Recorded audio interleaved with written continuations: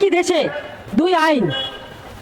মানুষ কাজ করবে, মাস শেষে তার বেতন পাবে, উৎসব আসবে, উৎসবে সে উৎসব ভাতা পাবে এবং উৎসবের ছুটি পাবে। এটাই হলো আমাদের বাংলাদেশ, শুধু নয় সারা পৃথিবীতে এটা শ্রমিকদের লড়াইয়ের মধ্য দিয়ে আইনি একটা স্বীকৃতি।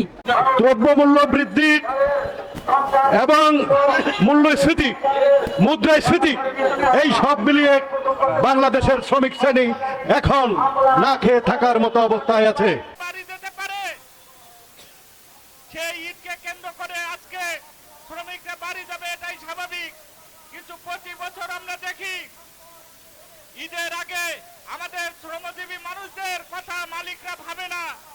ঈদে তারা ওই দেশের বাহিরে গিয়ে কেনাকাটা করে শ্রমিকদেরকে তারা তাদের যে প্রাপ্য সেখান থেকেও বঞ্চিত করে। সংগ্রামী বন্ধুগণ, আমরা আমাদের জোটের পক্ষ থেকে ঈদের আগে শ্রমিকদের জন্য রেশনিং এর ব্যবস্থা এবং তাদের আবাসন সংকট নিরসনে আবাসন ব্যবস্থা, সেই সঙ্গে ঈদের বোনাস এবং চলতি মাসের সমুদায় বেতন পরিশোধের দাবিতে এখানে সমবেত হয়েছি। একই দেশে দুই আইন। মানুষ কাজ করবে, মাস শেষে তার বেতন পাবে, উৎসব আসবে, উৎসবে সে উৎসব ভাতা পাবে এবং উৎসবের ছুটি পাবে। এটাই হলো আমাদের বাংলাদেশ, শুধু নয় সারা পৃথিবীতে এটা শ্রমিকদের লড়াইয়ের মধ্য দিয়ে আইনি একটা স্বীকৃতি।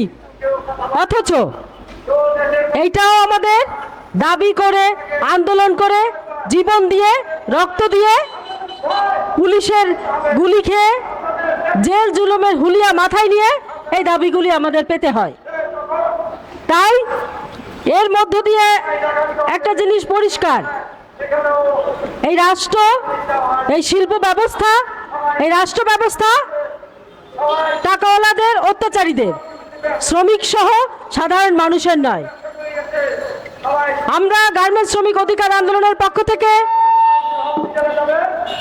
দীর্ঘদিন থেকে লড়াই সংগ্রামের মধ্য দিয়েই গার্মেন্টস শ্রমিক অধিকার আন্দোলনের ঐতিহ্য রক্ষা করছি।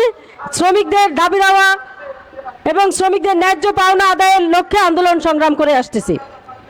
আমরা তাই সমাবেশ থেকে বলতে চাই, সরকার গার্মেন্টস মালিক পক্ষদেরকে অবশ্যই এইবার যেন ঈদের আগে কোনো শ্রমিককে রাস্তায় নামতে না হয়, তার পাওনার জন্য তাকে কান্নাকাটি করতে না হয়, রাস্তা অবরোধ করতে না হয়, কারখানা ছেড়ে রাস্তায় থাকতে না হয়।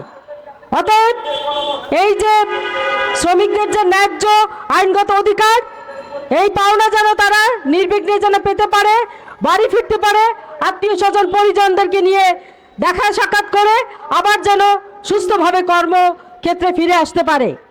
এটার দেখার দায়িত্ব অবশ্যই সরকারের এবং মালিকদেরও নিজ দায়িত্বে। এটা তাদের শিল্পের স্বার্থেই, শ্রমিকদের সাথে শ্রমিকদের স্বার্থ রক্ষা করা তাদের অন্যতম নৈতিক দায়িত্ব আমরা মনে করি। আমরা চাই প্রতিবারের মতো এবার শ্রমিকদেরকে রাস্তায় থাকতে না হয়, কোনো শ্রমিকরা কান্নার এই উৎসবের সময় তাদের কান্নাকাটি করতে না হয়, শ্রমিক নেতাদের সেই শ্রমিকদের পাশে এসে দাঁড়াতে না হয়। আমরা চাই সরকার সেই ব্যবস্থা করবেন, শিল্পে যেমন শান্তি বজায় রাখার জন্য শ্রমিকরা যেরকম প্রতিনিয়ত শিল্প এবং দেশের উন্নয়নের জন্য কাজ করছে, ঠিক তেমনি শ্রমিকদের এই আইনগত অধিকার রক্ষার ক্ষেত্রে সরকার তার দায়িত্বশীল পরিচয় দিবে। এই বলে আমি আমার বক্তব্য শেষ করছি। সকলকে ধন্যবাদ। দ্রব্যমূল্য বৃদ্ধি এবং মূল্যস্ফীতি, মুদ্রাস্ফীতি, এই সব মিলিয়ে বাংলাদেশের শ্রমিক শ্রেণী এখন না খেয়ে থাকার মতো অবস্থায় আছে। দুবেলা পেট পুরে খাওয়ার কোনো বন্দোবস্ত নেই। একবেলা কোনো রকমে খেয়ে 14 ঘন্টা থেকে 16 ঘন্টা পর্যন্ত তাদের কাজ করতে হয়।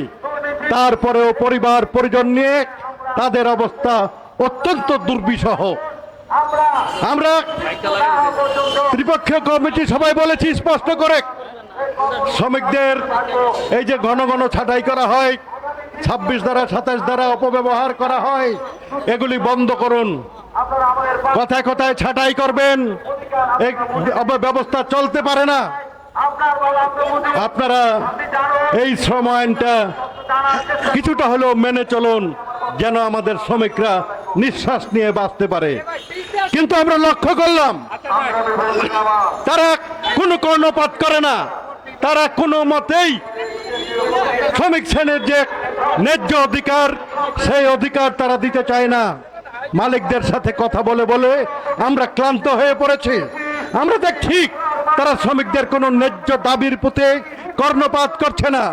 এই অবস্থা থেকে আমাদেরকে ঘুরে দাঁড়াতে হবে, এবং সেই ঘুরে দাঁড়ানোর একটাই মাত্র পথ, বৃহত্তর ঐক্য গড়ে তোলা এবং শ্রমিক আন্দোলনকে শক্তিশালী করা, এবং শ্রমিক আন্দোলনকে শক্তিশালী করার